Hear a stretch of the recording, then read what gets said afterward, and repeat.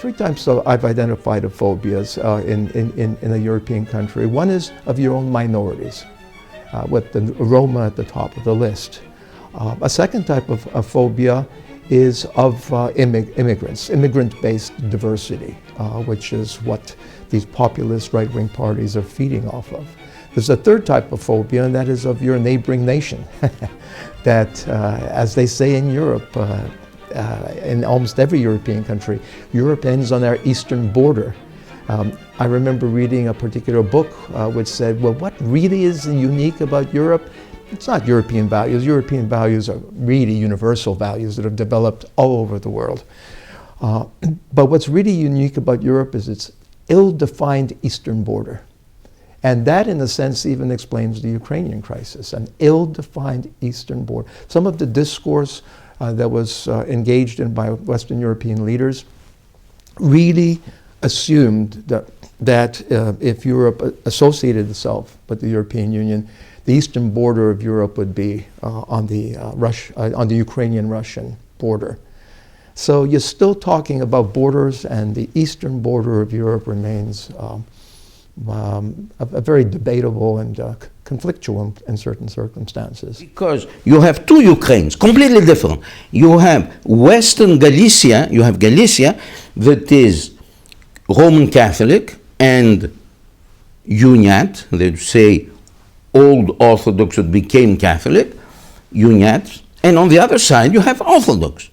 They cannot go together. So it's very easy to have provocation if you want to split this, and this is what happened. That's why I'm sure that Ukraine cannot again be united only by force, only by a Yalta II understanding between the United States and Russia for reasons of expediency, because they need it, but again it will be against nature, against civilization, so it will break again. You see, so better, if I was a Russian advisor, I would say, look, better now take eastern Ukraine as you like, by referendum, by whatever. In any case, they are yours, because the majority of the population is Orthodox.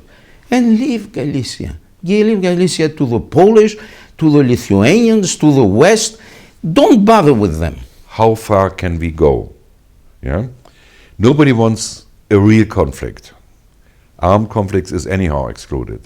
But sanctions could lead to an economic negative development in many European member states of the EU, and Russia will definitely be hit a lot. Yeah? So the German policy is de-escalation. Let's come together.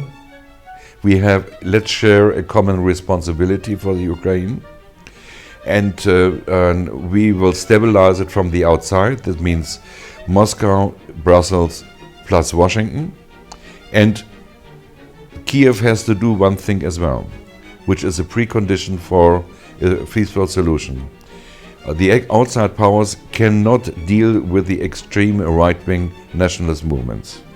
Kiev has to do the job.